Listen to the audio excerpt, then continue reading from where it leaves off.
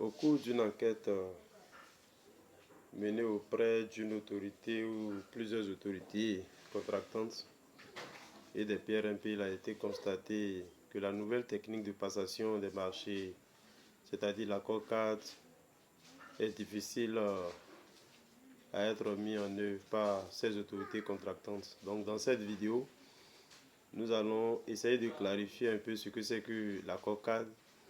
Nous allons parler un peu de son importance et de son fonctionnement.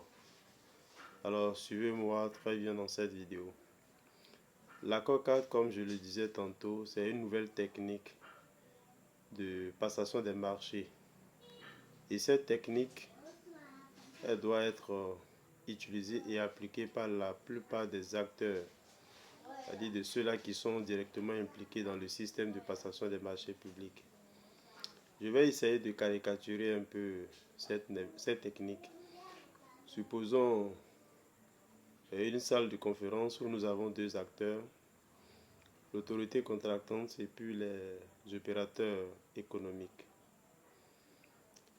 Et l'autorité contractante alors essaie d'inviter les opérateurs économiques et leur faire part de cette situation.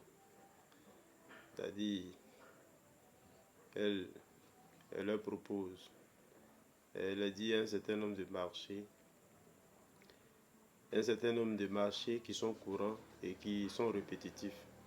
Et s'il faut à chaque fois lancer une nouvelle procédure pour passer ces marchés, cela devient très difficile pour l'autorité contractante. Donc l'autorité contractante décide par conséquent de pouvoir gérer la passation avec ces entreprises, c'est-à-dire avec ces opérateurs économiques. Donc elle invite ces opérateurs économiques, elle échange sur un certain nombre de choses, à savoir les thèmes de référence, les conditions d'exécution de ces marchés et si possible les quantités et puis les coûts unitaires également qui peuvent être négociés. Alors je précise ici que après cette invitation de l'autorité contractante, alors cela peut aboutir à la prise des actes qu'on appelle accord cadre. Oui, c'est ça qu'on appelle accord cadre. Mais ce n'est pas encore un contrat de marché. Ça, il faut le préciser. Ce n'est pas encore un contrat de marché. L'accord cadre, ce n'est pas encore l'étape d'attribution de marché au soumissionnaire. Mais c'est juste un accord signé par l'autorité contractante et les opérateurs économiques. Et dans ce contrat, on définit les marchés à passer au cours d'une période donnée, 1 ou à 3 ans maxi. Et c'est bien sûr des marchés qui sont courants, comme je le disais tantôt, des marchés qu'on a constaté que ce sont des marchés qui reviennent chaque année.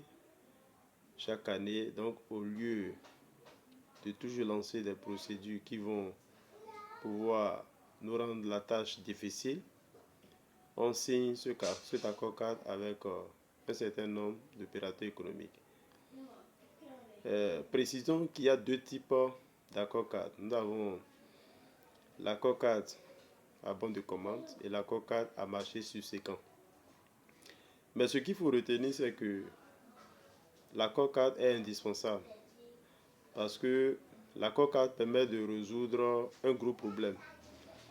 Vous savez, quand on a un budget au cours d'une année, du 1er janvier au 31 décembre, le budget qui prend fin au 31 décembre, après 31 décembre, alors avec l'accord cadre, même lorsque le budget n'est pas encore fonctionnel, lorsque le budget n'est pas encore voté, l'accord cadre nous permet de surmonter cette difficulté-là et de pouvoir exécuter les marchés en attendant que le budget soit voté courant avril.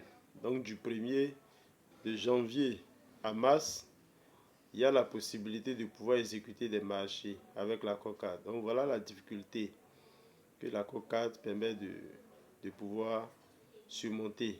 L'accord cadre, c'est une nouvelle technique. Cette technique est très indispensable.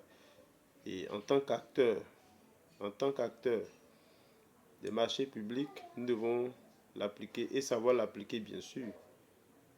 Alors, quand on parle d'accord cadre à bon de commande, on suppose qu'une autorité contratante, peut-être la mairie, une mairie, qui décide de lancer un accord cadre, de signer un accord cadre avec des opérateurs économiques.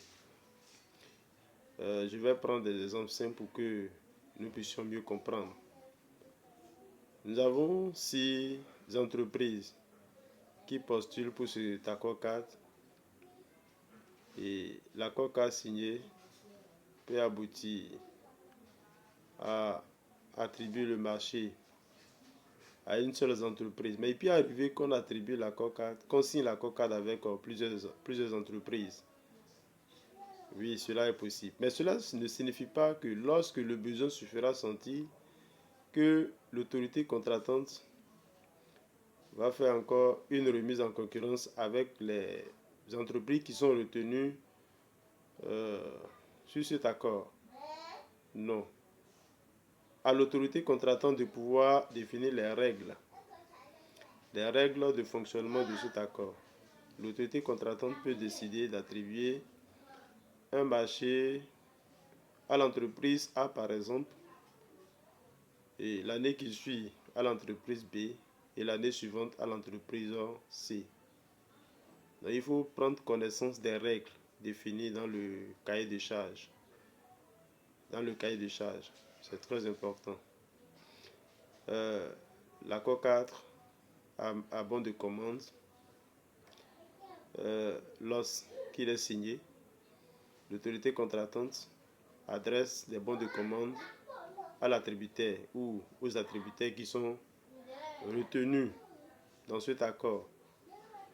Et toute autre entreprise ou tout candidat de l'extérieur qui veut pouvoir participer au marché, alors il n'y a plus cette possibilité-là.